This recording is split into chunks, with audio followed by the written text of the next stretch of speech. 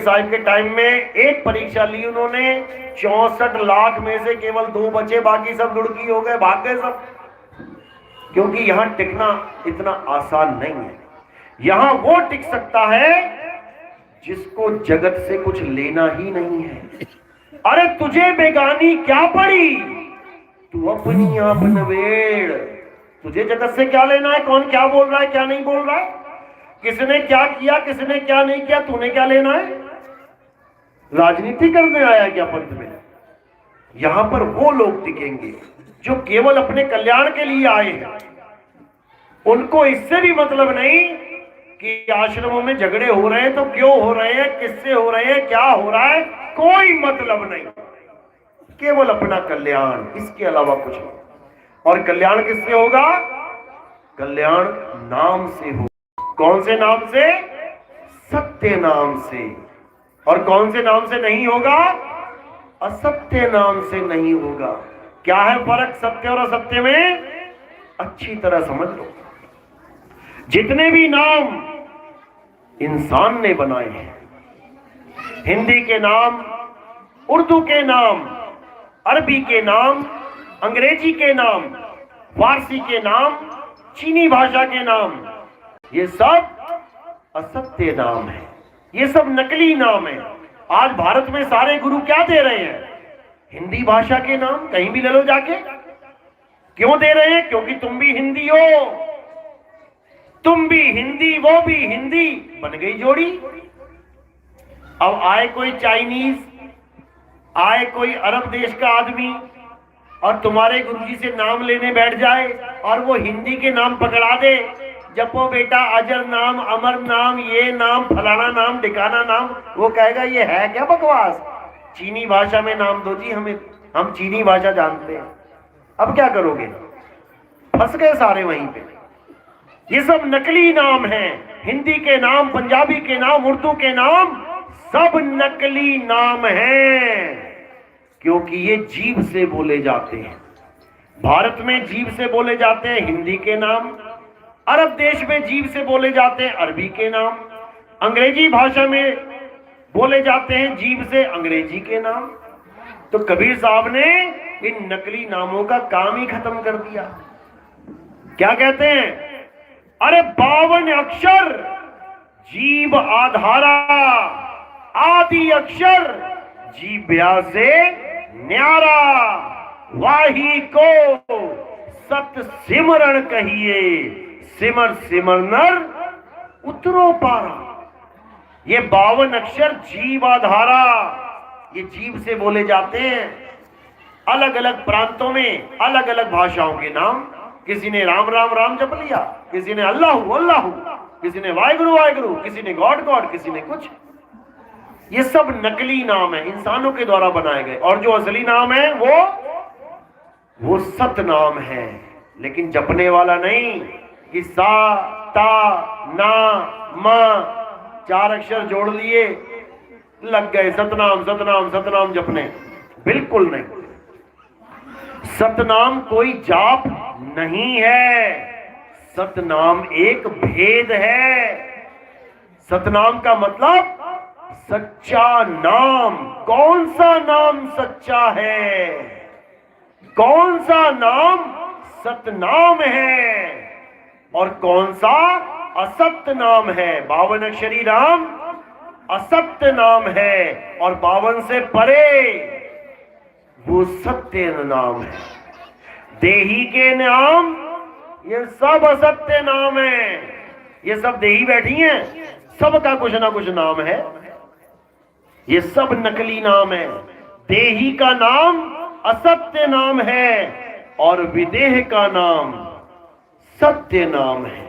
इसीलिए साहिब ने बोला शब्द शब्द सब कोई कहे, वह तो शब्द विदेह और जीवा पे आवे नहीं, निरख परख कर ले। अच्छी तरह परख ले कि तेरा गुरु क्या दे रहा है तुझे।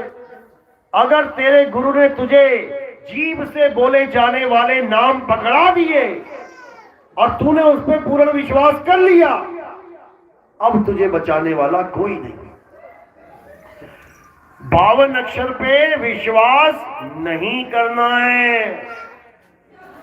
सामने शेर है जंगल में, तुम्हें किसी ने कह दिया तुम जाओ और शेर सामने आ जाए तो बंदूक बंदूक बंदूक ये जपना, और तुम चले गए बंदूक का सहारा कर लेके। तुम बंदूक अक्षर का सहारा लेके चले गए, अब सामने शेर आया, तुम लगे बंदूक बंदूक बंदूक, तो क्या होगा?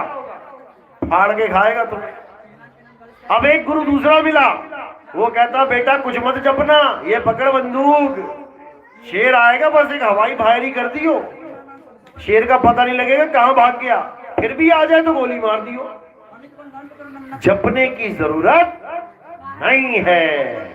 इसी प्रकार सतनाम कोई नाम जाप वाला नहीं है। सतनाम क्या है? सतनाम तुम्हारा सत्य स्वरूप है, तुम्हारा आत्म स्वरूप है।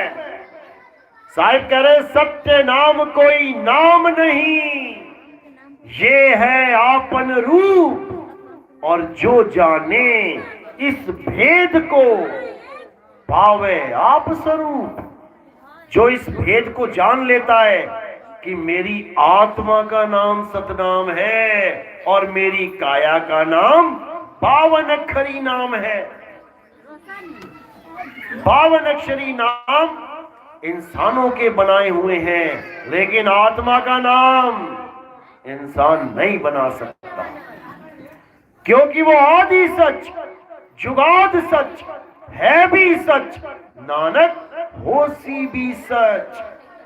यानी वो बनने और बिगड़ने से परे है, उसको ना तो कोई बना सकता है ना कोई बिगाड़ सकता है, वो है सत्य नाम। लेकिन ये अज्ञानी जीव ये कभी नहीं समझ सकता कि सतनाम क्या है।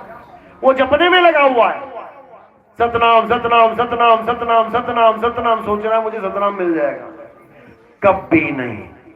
जैसे प्यास लगी किसी को और वो जपने लग जाए, पानी पानी पानी पानी पानी 100 साल जपता रहे, पानी मिलने वाला नहीं है।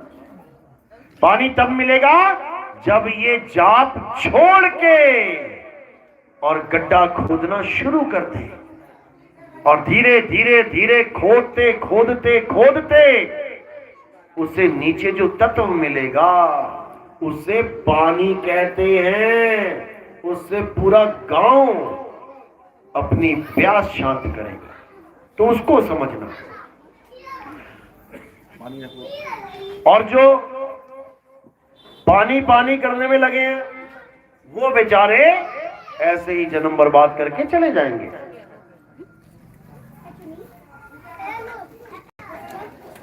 तो साहिब यही समझा रहे हैं कि जब तक ऐसा गुरु नहीं मिल गया जो तुमसे राम राम राधे राधे अल्लाह अल्लाह वाहिगुरु वाहिगुरु गॉड गॉड कबीर कबीर सतनाम सतनाम छुड़ाने वाला नहीं मिला, तब तक तुम्हारा कल्याण नहीं होगा। ऐसा गुरु चाहिए जो भगवानों के नाम छुड़वा दे, और क्या देवे? आत्म ज्ञान देवे। आत्म ज्ञान ही सर्वश्रेष्ठ ज्ञान है। आत्म ज्ञान ऐसा ज्ञान है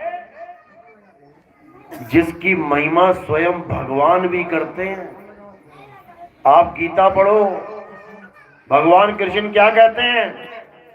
हे अर्जुन, जो अपनी आत्मा में रमण करते हैं, जो अपनी आत्मा में तृप्त हैं, जो अपनी आत्मा में संतुष्ट हैं, उनके लिए कोई धार्मिक कर्म कर्तव्य लागू ही नहीं होता।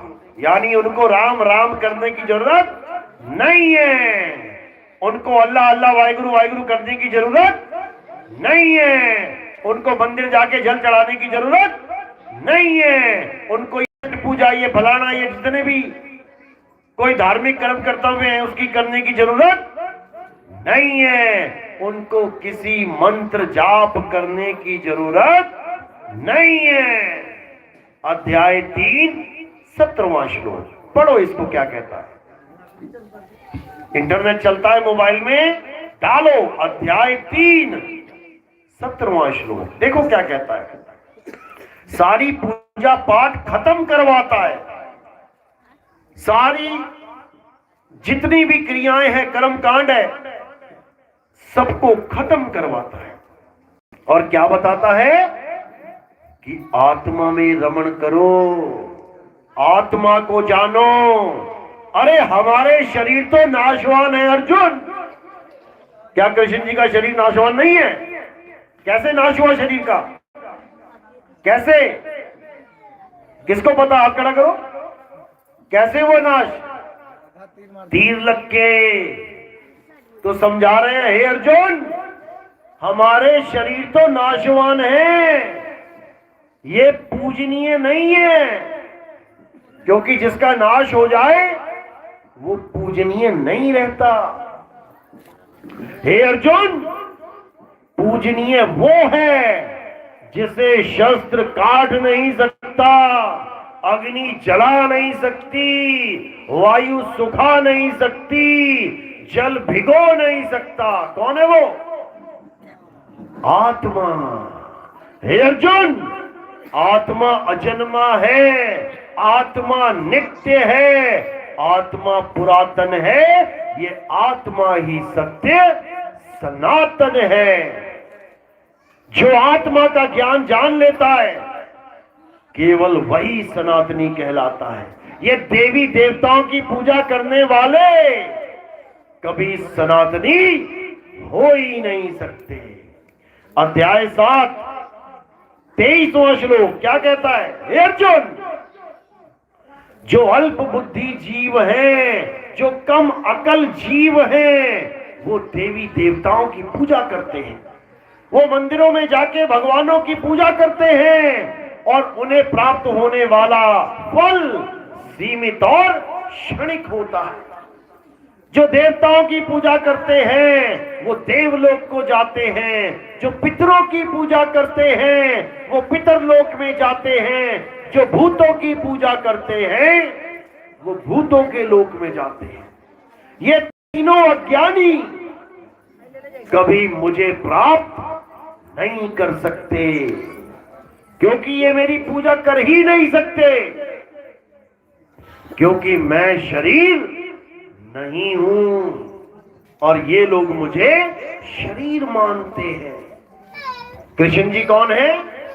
बनाओ जरा चित्र उनका। अभी सब क्या बना देंगे? आंख, नाक, कान, गाल, बाल, हाथ, पैर। हे अर्जुन, मैं शरीर नहीं हूं। तो तुमने बना क्या दिया? तुमने शरीर बना दिया, और वो कह रहे हैं मैं शरीर हूं ही नहीं। अब बताओ वो क्या है? वो आत्मा है, और तुम आत्मा का चित्र नहीं बना सकते। अच्छी तरह समझ लो इस बात को, तुम्हारा जीवन बीत जाएगा ये बात समझने में, क्योंकि मैंने पहले ही कहा था कि इसको सुनना बड़ा आसान है, समझना बहुत मुश्किल है। इसको समझना पड़ेगा। हे अर्जुन, ये शरीर तो हमारे कपड़े हैं, ये कपड़े हमने गर्भ से धारण किए हैं। ये मिट्टी के कपड़े कहां से लेके आए हो? गर्भ में से लेके आए हो, मां के गर्भ से लेके आते हो, और इस मिट्टी में छोड़ के चले जाते हो। यानी शोरूम से लेके आते हो और स्टोर रूम में छोड़ के चले जाते हो, फिर नया करके बढ़िया करके फिर वापस भेज दिया जाता है पहना के। इसी में सब उलझे पड़े हैं। तो कृष्ण जी बिल्कुल क्लियर कहते हैं कि हे अर्जुन, जो मुझे शरीर या शरीर के अंग समझता है वो मूर्ख मुझे कभी नहीं जान सकता कि मैं क्या हूं। और जब वो मुझे जान ही नहीं सकता तो मेरी पूजा कैसे करेगा? कोई उसकी पूजा नहीं कर सकता।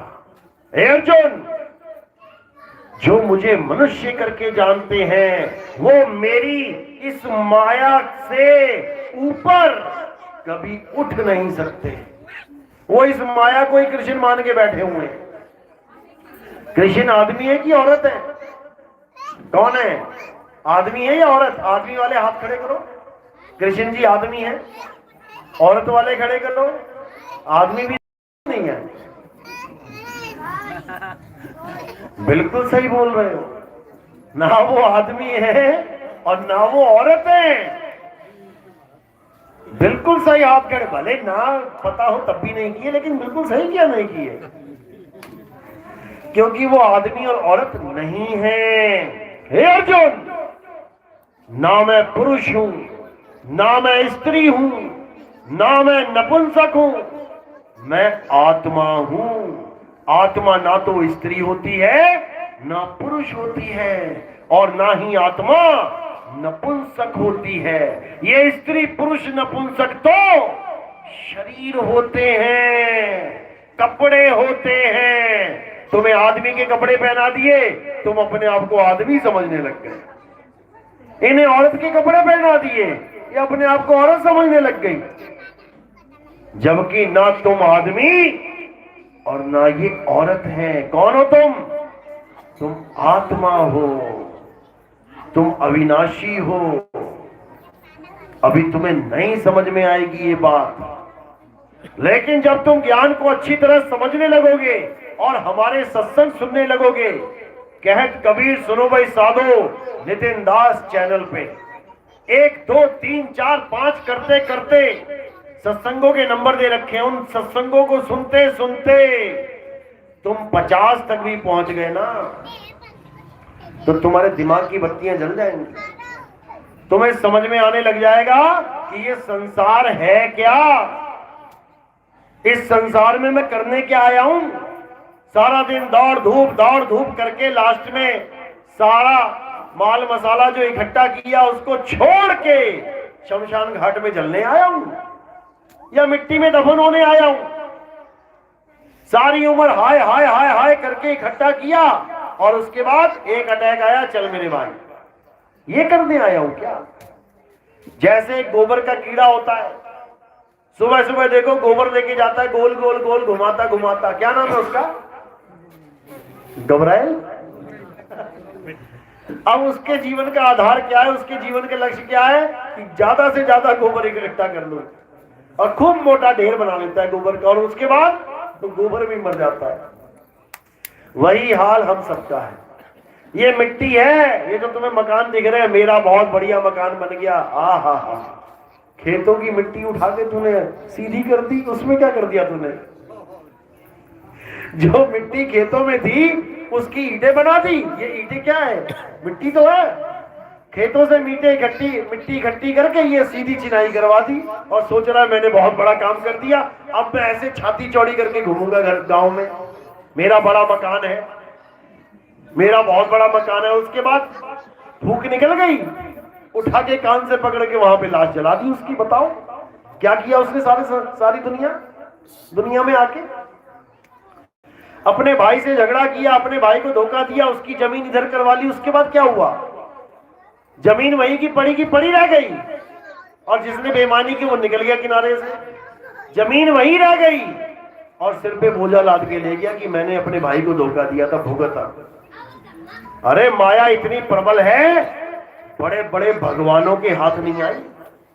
जिसको हम सोचते हैं कि त्रिलोकी का मालिक है भगवान रामचंद्र, वो भी घोड़े दौड़ा रहा है, वो भी अश्वमेध कर रहा है कि जितनी ज्यादा जमीन हो सके मैं इकट्ठी कर लूं। अरे भाई, हम तो सोच के बैठे थे कि ये तीनों लोग ही तेरे हैं और तू घोड़े दौड़ा रहा है। तो ये माया बड़ी खतरनाक है भाई। जब ये दिमाग पे चढ़ जाती है ना, तो ये सबकी बुद्धि कर देती है। याद रखना इस बात को। केवल संत महात्मा है जो इस माया के जाल से तुम्हें परे करते हैं। हे अर्जुन, मेरी त्रिगुणी माया इतनी प्रबल है कि कोई उसे लांघ नहीं सकता। सब माया में उलझे पड़े हैं, कोई उसको लांघ ही नहीं सकता। लेकिन अगर विधि सदगुरु जीवन में आ जाए, जिसके लिए चौथा अध्याय 34वें श्लोक में समझाया गया है। अर्जुन,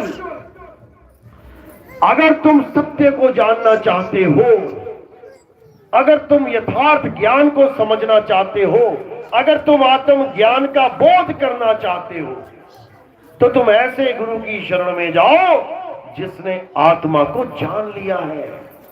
वही तुम्हें तुम्हारी आत्मा का ज्ञान दे सकता है, और एक बार आत्मा का ज्ञान हो जाने पर तुम कभी अज्ञान को प्राप्त नहीं होगे।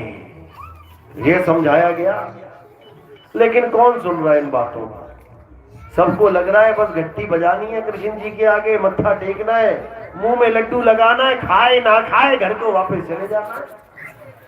मुंह पे लड्डू लगाया, लड्डू चिपका रह गया, खाया नहीं खाया किसने देखा, चले गए घर, लग गया भोग। उसके बाद क्या हो गया? मक्खियां आई 8-10 मुंह पे चिपक गई। तुम्हारी वजह से भगवान के मुंह पे मक्खियां चिपकी पड़ी हैं। तुमसे खुश होगा कि नाराज? बिल्कुल। पंडित जी ने धोके रखा था भगवान बढ़िया से, कोई मक्खी नहीं बैठ रही थी, तुमने जाके लड्डू लगा दिया, 10 मक्खियां चिपक गई। तुम अपने मुंह पे एक मक्खी चिपका के दिखाओ, होंठ पे बैठने दो जरा, हिलाना मत। तुम्हारे होंठ पे मक्खी बैठे और तुम उड़ाना मत, देखो कितनी देर तक नहीं उड़ाते हो। With in A micro second तुम्हारा हाथ एकदम आएगा, एकदम हाथ आएगा तुम्हारा, और भगवान कह रहा, अरे बेवकूफ, मुंह पे लगा के चिपका के चला गया लड्डू, 20 मक्खियां बैठ गई हैं और देख कहां चला गया ये। अरे कोई तो हटाओ इसको, अरे कोई तो हटाओ। कितने हाथ हैं विष्णु जी के? 4, फिर भी ना हटा पा रहे। तुम्हारे कितने हैं? 2 भी छोड़ो, अगर एक रह जाए तो। अरे एक भी ना रहे तब भी मक्खी नहीं बैठने दोगे, मुंडी हिलाओगे, तो ये हाल हो जाता है भाई। भगवान तुम्हें 1000 गालियां देता होगा कि क्या चिपका चिपका के चला गया, ये धोता तो कभी है नहीं, आके नहलाता तो कभी है नहीं। यही हाल है, यही हाल है, क्योंकि हमें पता ही नहीं है कि हमने करना क्या है। खाना उसको खिलाया जाता है मेरे भाई जो खा के पचा ले। जिसके मुंह पे चिपका के चले गए और चींटियां आके तोड़ रही हैं और कहो मंदिर में दरवाजा ना लगा हो, तो कुत्ता आके चाट लेगा उसको, तुम्हारी वजह से, क्योंकि तुम्हें पता ही नहीं है कि लड्डू खिलाना किसे है। अज्ञानता में ये सब हो रहा है। और कौन कर रहा है ये सब? किसकी वजह से? इन अज्ञानी गुरुओं की वजह से, जिन्होंने गीता को तो कभी समझा नहीं, गीता को तो कभी जाना नहीं, गीता में आत्मा की ज्ञान को कभी सोचा नहीं, समझा नहीं, और तुम्हें पत्थरों में फंसा के चले गए। क्या भगवान पत्थरों में रहता है? अगर भगवान पत्थर में है तो पत्थर की मूर्ति को टेढ़ा कर दो और सारे खड़े हो जाओ सामने, खूब तालियां बजाओ, खूब नगाड़े बजाओ, खूब शंख बजाओ, और भगवान जी को बोलो उठ जाओ महाराज, आरती करनी है आप। उठ जाएगा क्या? कभी जीवन में नहीं उठेगा। अगर भगवान मंदिरों में होता तो मंदिर में कभी ताले लगाने की जरूरत ही ना पड़ती। जितनी देर तुम घर में बैठे हो, क्या तुमने कभी मेरे पे ताला लगाया? जितनी देर तुम अपने घर में बैठे हो, तुम कभी मेन गेट पे ताला नहीं लगाते। कब लगाते हो? वो भी अंदर से।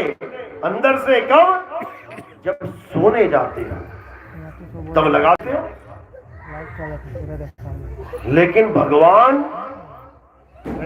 चाहे जाग रहा हो चाहे सो रहा हो, वो अपने मंदिर की रक्षा नहीं कर सकता। क्यों नहीं कर सकता? क्योंकि 17 बार सोमनाथ का मंदिर लूट लिया गया। अरे एक बार गलती हो गई, भगवान से नहीं बचा पाया। अरे 2 बार हो गई, 3 बार, 10 बार, 15 बार हो गई, 17 बार ही नहीं बचा पाया। फिर तो सोमनाथ का भगवान छोटा रह गया और ये मुसलमान फिरंगी, ये लुटेरे, ये भगवान से भी बड़े हो गए, भगवान को ही लूट के लेके चले गए 17 बार। अब बताओ फिर, यही अज्ञानता है। 17 बार लुटने के बाद भी हम आज तक यही मान रहे हैं कि भगवान मंदिरों में रहता है, आज भी उसके दर्शन करने जा रहे हैं। अरे जो अपना घर नहीं बचा पाया, अपना गल्ला नहीं बचा पाया, अपने मंदिर में लटका घंटा नहीं बचा पाया, पीतल का घंटा 50 किलो का रात में चोर उठा के ले गए, अखबार में आ रहा है। गांव वासियों ने बड़ी मुश्किल से एक घंटा स्थापित किया था, वो भी चोर ले गया। घंटा छोड़ो, अच्छी मूर्ति हो अष्ट धातु की तो कहते मूर्ति चोरी हो गई, भगवान को भी ले गया चोरी करके। तो जब ऐसे भगवान बनाओगे तो चोरी तो होगी। ऐसा भगवान बनाओ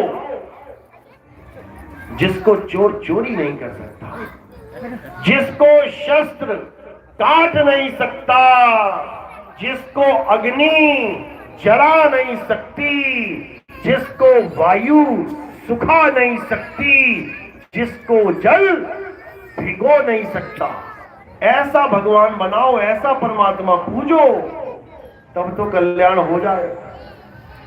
अब ऐसा भगवान पूज रहे हो जो भगवान को भी इंसान ही बना रहा है। ऑर्डर पे चले गए मूर्तिकार के पास, भैया भगवान बनाना है। अच्छा बना देंगे, कितने फुट का चाहिए? भैया 5 फुट का बना दो। हाथ कितने चाहिए? 4 हाथ बना दो। सिर कितने चाहिए? सिर तो एक ही रखो। बाल बता दो, खुले की जुड़े में? अरे खुले रख दो बाल। गले में सांप लगाना है क्या? हाँ बड़ा वाला। बताओ, तुम भगवान भी ऑर्डर पे बनवा रहे हो? इतनी बुरी हालत है। और जो असली भगवान है, जो असली परमात्मा है, जिसकी वजह से तुम चल रहे हो, खा रहे हो, पी रहे हो, गा रहे हो, बजा रहे हो, उस भगवान को तुम नहीं जानते। वो भगवान कौन है? वो राम कौन है? आत्म राम। वो आत्म राम सबको चला रहा है। वो आत्म राम जात पात नहीं देख रहा। वो आत्म राम मजहब धर्म नहीं देख रहा। वो आत्म राम देश विदेश नहीं देख रहा। वो आत्म राम इंसान और 84 नहीं देख रहा। वो सबको ताकत दे रहा है, वो सबको चला रहा है। उसकी पूजा कर भाई, उसको पूज ले। तो कह रहे जल में मीन प्यासी और मोहे देखत आवे हंसी। आत्म ज्ञान बिन भटके, कभी काबा कभी काशी। भटक रहे हैं सबके सब बिना आत्म ज्ञान। और आत्मा है कहां? कहां ढूंढने जा रहे हैं आत्मा को? मंदिर में। और है कहां? मेरे पास में। मोको कहा ढूंढे रे बंदे, मैं तो तेरे पास में। लेकिन पास में कहां? अगर पास में है तो कहां? ये भेद नहीं समझ में आने वाला। तो कहते ना मंदिर में, ना मस्जिद में, ना काबे कैलाश में, खोजी होए तुरंत मिल जाऊं एक पल की तलाश में। एक पल में तुम्हें आत्मा के बारे में पता लग जाएगा, वो कहां है, कैसी है। भेदी गुरु सब समझा देगा। और वो समझने वाली बात है, वो कोई मंत्र वंत्र जपने वाली बात नहीं है। जिसके लिए साहब ने कहा आदि नाम हम भाग सुनाया, ये मूर्ख जीव समझ नहीं पाया। हमने तो बहुत समझाया आत्मा के बारे में, लेकिन ये मूर्ख जीव आत्म ज्ञान को समझ ही नहीं पाया।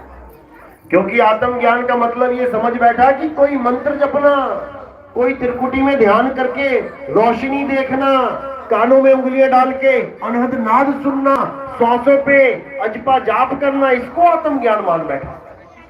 यही अज्ञान। आत्म ज्ञान का मतलब होता है खुद का ज्ञान। आत्म कथा यानी खुद की कथा। आत्म हत्या यानी खुद की हत्या। आत्म रक्षा यानी खुद की रक्षा। आत्म कल्याण यानी खुद का कल्याण। आत्म निर्भर यानी खुद पे निर्भर, किसी और पे नहीं। इसलिए अगर तुम्हें तुम्हारे गुरु ने किसी और का नाम जपवा दिया, चाहे वो परमात्मा परमात्मा ही क्यों ना जपवा रहा, वो आत्मज्ञान नहीं है। कोई नाम जपना ही नहीं है। नाम है जप में काट दिए सारे जप। संसार के जितने भी जप हैं, जितने भी अधूरे गुरु तुम्हें नाम जपने के लिए दे देते हैं, एक ही लाइन में सब खत्म। नाम है जप में, नाम है तप में, और ना एकांत निवास में। वो को कहां ढूंढे रे बंदे, मैं तो तेरे पास में। पास में होते हुए भी दूर है, क्योंकि तुम्हारे जीवन में भेदी गुरु नहीं आया। इसीलिए बोला, अरे साहिब का घर दूर है, जैसे पेड़ खजूर, और ज्ञानी जन के पास में, अज्ञानी से दूर। तुम्हारे पास में है परमात्मा बिल्कुल, लेकिन जब तक तुम्हें भेदी गुरु सारे भेद ना समझा दे, तुम उसको कभी प्राप्त ही नहीं कर सकते, भले तुम्हारे पास में। नर नारी और कीट पतंगा, सार शब्द सब ही के संगा, सबके साथ में है वो, लेकिन प्राप्त नहीं कर सकते। सबसे बड़ा दुख यही है। इसीलिए साहिब ने बोला कि परमात्मा तेरे साथ सदा सदा से है, लेकिन तुझे मुक्ति नहीं दे रहा हूं। मुक्ति कब देगा? जब तेरे जीवन में गुरु आएगा। इसलिए गुरु को परमात्मा से भी बड़ा बताया है। गुरु बड़े गोविंद से, मन में देख विचार, हरि सुमिरे सो वार है, और गुरु सुमिरे सो पार। यानी हरि सुमिरे सो वार है, बिना गुरु के तू हरि हरि हरि राम राम राम राधे राधे कुछ भी करता रहे, वार है, इधर ही रह जाएगा। और गुरु सुमिरे सो पार। अब इसका मतलब ये नहीं कि तुम गुरु का चेहरा सिमरने लग जाओ। कई गुरु ऐसे भी निकम्मे बैठे हैं, कहते हैं हमारी शक्ल का ध्यान करो। अच्छा जी, तुम्हारी शक्ल बहुत सुंदर है। गुरु सुमिरे से पार, यानी गुरु के द्वारा जो ज्ञान दिया गया है, गुरु के द्वारा जो नाम दिया गया है, अगर वो तुमने सिमरन कर लिया तब तुम पार हो जाओगे। यही फॉर्मूला है पार होने का। इसके अलावा कोई चारा ही नहीं है, बिल्कुल नहीं है। तो इसी के लिए कबीर साहब बार बार समझा रहे हैं, अरे गुरु बिन माला फेरते, गुरु बिन देते दान, गुरु बिन दोनों निष्फल हैं, चाहे पूछो वेद पुराण। गुरु एक वो शख्सियत है जिसके भगवान भी अधीन है। राम जी देख लो, गुरु के अधीन थे कि नहीं? कृष्ण जी देख लो, गुरु जी के अधीन थे कि नहीं? लकड़ियां लेके आते थे सूखी हुई, चुन चुन के जंगल से, सुदामा के साथ। गुरु के अधीन है, इसीलिए गुरु की महिमा गाई गई है। बिना गुरु के ज्ञान नहीं होता। लेकिन कौन से गुरु के? भेदी गुरु के, जो तुम्हें नाम ना जपवाए, वस्तु का ज्ञान बताए। अभी भजन गाया, मेरा हीरा हिराया गया कचरे में। हीरा एक वस्तु है, कचरे में हीरा खो गया। अब ऐसा गुरु मिल गया जो तुम्हें कहे बेटा पालती मार, आंख बंद कर और बोल हीरा हीरा हीरा हीरा हीरा हीरा हीरा। एक तो ये गुरु मिल जाएगा तुम्हें, और एक कहेगा अरे हीरा हीरा छोड़, वो कचरे में ढूंढ। अब ये कचरा कहाँ है पता है तुम्हें? कौन सा कचरा है? कचरा कहाँ है नहीं पता? कचरा काया ही कचरा है, जिसको तुम सोच के बैठे हो बड़ा प्यारा कचरा है। ये कचरा, इसमें 9 छेद है, 9 छेदों में से क्या क्या निकलता है, दिमाग खराब हो जाएगा देख देख के। क्या क्या निकलता है? गंदगी निकलती है 9 छेदों में से, और तुम्हें लग रहा है मैं कितनी सुंदर हूं, मैं कितना प्यारा हूं। और 9 दरवाजे झर रहे हैं लगातार। इसी को साहिब ने बोला, ये तन विष की बेलरी और गुरु अमृत की खान। अच्छा, गुरु के यहां से कचरा नहीं निकलता क्या? क्या गुरु के शरीर से कला नहीं निकलता? निकलता क्या ना? अच्छा, कौन से गुरु से नहीं निकलता? शब्द गुरु से। बस यही समझना है। अब लोग लंगोटी ले लेते हैं, हमें भी साधु बना दो। क्यों? अरे हम पूजे जाएंगे, हम भगवान बन जाएंगे, गुरु भगवान बन जाएंगे। अच्छा, गुरु भगवान बन जाओगे तुम, हालत खराब हो जाएगी तुम। ये पूजना पुजाना, ये मान सम्मान में फंस जाना, ये 84 में लेके जाता है। समझ लो इसको अच्छे से। एक राजा ने किसी को अपॉइंट किया कि ये मेरा दूत है, ये मेरा संदेश लेके जाएगा किसी देश में। जब वो जाता है, कोई भी संदेश लेके जाता है, उसको मारा नहीं जाता, भले वो दुश्मन देश में चला जाए। पता है बात? जो राजदूत होता है, अगर दुश्मन के पास भी जा रहा है राजा का संदेश लेके, उसको मारते नहीं है, उसको संदेश में वापसी में कुछ लिख के संदेश भेज देते हैं वापस। और एक कहे मैं भी जाऊंगा बिना राजा की मोहर की कि मैं भी बनूंगा राजदूत। अब घुस गया वहां पे, फिर बॉर्डर पे पकड़ लेंगे उसको, आजा बेटा तू इधर आ, तू पहले। तो कहने का मतलब यह है कि जिसको परमात्मा नियुक्त करता है, मोहर उसी की चलती है। LIC का बीमा करवाया ना तुमने? जो बंदा आता है उसका पूरा एग्जाम होता है, उसकी ट्रेनिंग होती है, अगर वो साइन करेगा पैसे तब मिलेंगे। और पूरी पॉलिसी तुमने दे दी, सारे पैसे तुमने दे दिए और उसके साइन नहीं है अगर, तो ठन गोपाल मिलेगा वहां पे।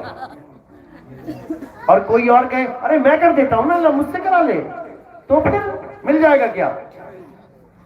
इसी को समझा रहा हूं। लोग सोचते हैं नितिन दास हमें लंगोटी दे दे, नितिन दास हमें साधु चोला दे दे, हम भी पूजे जाएंगे। पूजे नहीं जाएंगे, ठोके जाएंगे 84 में।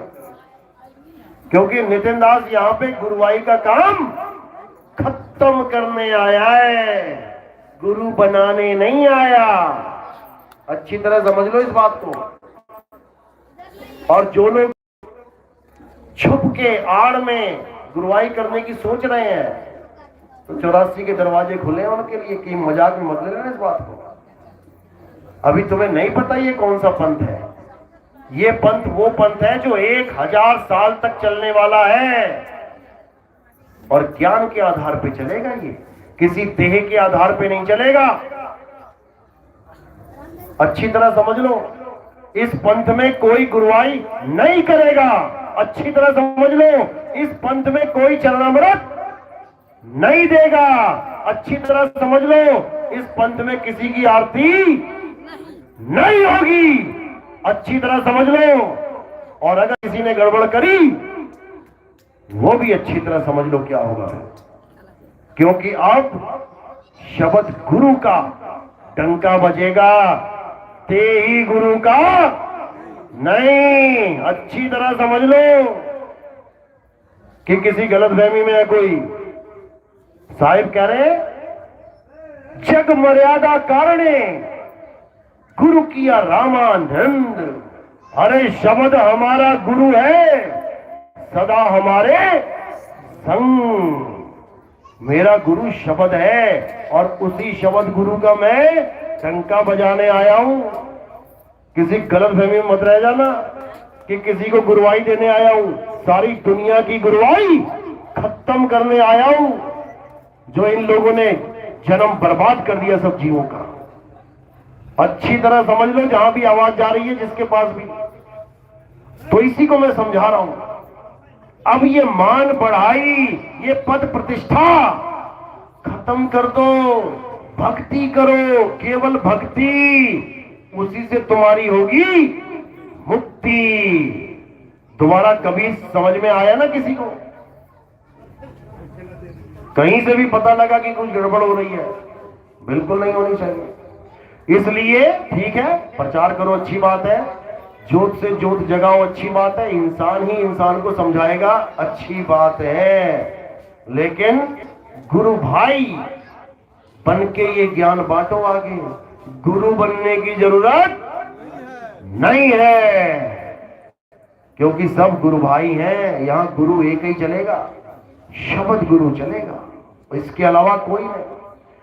तो यही कबीर साहब समझा रहे हैं, राजा में राम और सब राई है, और गुरु बाकी सब गुरु भाई हैं।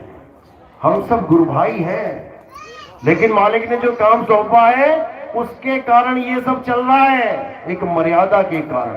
नहीं तो इसकी भी जरूरत नहीं है मेरे भाई, इसकी भी जरूरत नहीं है, लेकिन ये मर्यादा है, केवल मर्यादा, गुरु चेले की मर्यादा, ज्ञान अज्ञान की मर्यादा। इसके लिए मैं यहां नहीं बैठा हूं कि कोई सोचे मैं माला पहनाने के लिए बैठा हूं। मेरे पैरों के नीचे फिरती हैं ऐसी मालाएं। कोई पद प्रतिष्ठा के लिए नहीं बैठा हूं, जमीन पे बैठ के सत्संग करने वाला आदमी हूं मैं। लेकिन मर्यादा में रह के हर काम को करो, सबको अनुमति है, प्रचार करो, ऐसा प्रचार करो कि दुनिया जाने कि प्रचार हुआ इस संसार में, दुनिया जाने। गुरुआई मत करो, 84 में ठोके जाओगे। तुम परमात्मा के सामने अपना तंबू लगा के बैठ जाओगे अगर तुमने गुरुआई कर दी तो। और जब परमात्मा अपनी आई पे आ गया फिर सोच लेना। तो इसलिए केवल और केवल प्रचार करो, सब मालिक के जीव हैं। शब्द गुरु का डंका बजेगा 1000 साल तक, इसको कोई हिलाने वाला नहीं है, बस इतना याद रखना। तो असली चीज क्या है? आत्मदेव है। उसी आत्मदेव के लिए हम सब जन्मों जन्मों से धक्के खा रहे हैं। किसी गुरु को पूजने के लिए नहीं खा रहे, गुरु तो हजारों बना के बैठे हैं, लेकिन आत्म ज्ञान नहीं मिल रहा है। मंत्र ज्ञान मिल रहा है, तंत्र ज्ञान मिलता है, यंत्र ज्ञान मिल रहा है, पूजा पाठ का ज्ञान मिल रहा है, हवन यज्ञ का ज्ञान मिल रहा है, आत्म ज्ञान नहीं मिल रहा है, इसीलिए भटक रहे हैं। तो अब भटकना नहीं है और केवल शब्द गुरु की महिमा गानी है, उसके अलावा किसी की नहीं। बाकी जो मर्यादा है उसमें अटल होके चलना है। जो मर्यादा में इधर से उधर हो गया वो सीधे बाहर निकलेगा, क्योंकि ये बड़ा स्ट्रिक्ट कॉलेज है। ये कोई ऐसा नहीं है कि आओ जी, तंबाकू खा रहा है कोई बात नहीं आओ, जर्दा खा रहा है कोई बात नहीं आ जाओ ले लो एडमिशन, गांजा पी रहा है आ जाओ कोई बात नहीं। एक मौका दिया जाता है, मैं देता हूं सबको। कोई कहता है जी गुरुजी मैं छोड़ दूंगा, चल बेटा तुझ पे विश्वास करके एक मौका दिया जा रहा है, और अगर उस मौके पे तूने चौका लगा दिया यानी तूने विश्वासघात कर दिया, दोबारा मौका नहीं मिलेगा। अच्छी तरह समझ लो, बिल्कुल अच्छी तरह समझ लो। चलो तो आज का सत्संग यही समाप्त करते हैं, और अब आरती का समय है। हमारे यहाँ आरती शब्द गुरु की होती है। शब्द गुरु वो हस्ती है जो सब काया को चलाती है। शब्द गुरु इस शरीर के माध्यम से ज्ञान देता है। शब्द गुरु ही पूजनीय है, वंदनीय है। देह गुरु एक माध्यम है, शरीर एक माध्यम है। तो उसी शब्द गुरु की हमारे यहाँ आरती होती है। हमारे यहाँ कैलेंडर, फोटो, पूजा ऐसी कोई आरती नहीं होती, बिल्कुल नहीं होती। जब भी आरती होगी संत सदगुरु की होगी, उसके अलावा किसी की नहीं होगी। चलो तो आज का सत्संग यही समाप्त करते हैं। आरती की थाली सजाओ।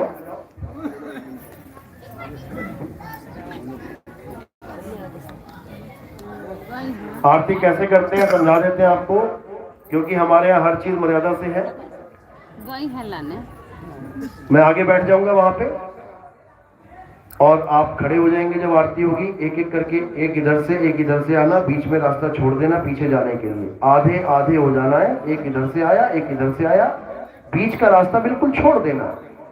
आरती करके आगे निकल जाएंगे। जब आएंगे तो क्या करेंगे, सबसे पहले फूल थोड़ा सा उठाया, इतना सा, भर भर के मुट्ठी नहीं उठाने की जरूरत, इतना सा फूल उठाना है केवल, और मेरे सिर के ऊपर रख देना है। सपना सिर के ऊपर क्यों रखना है? क्योंकि पैर से लेके, अंगूठे से लेके सिर की चोटी तक ये काया है, ये केवल काया है, मिट्टी की, आज है कल नहीं।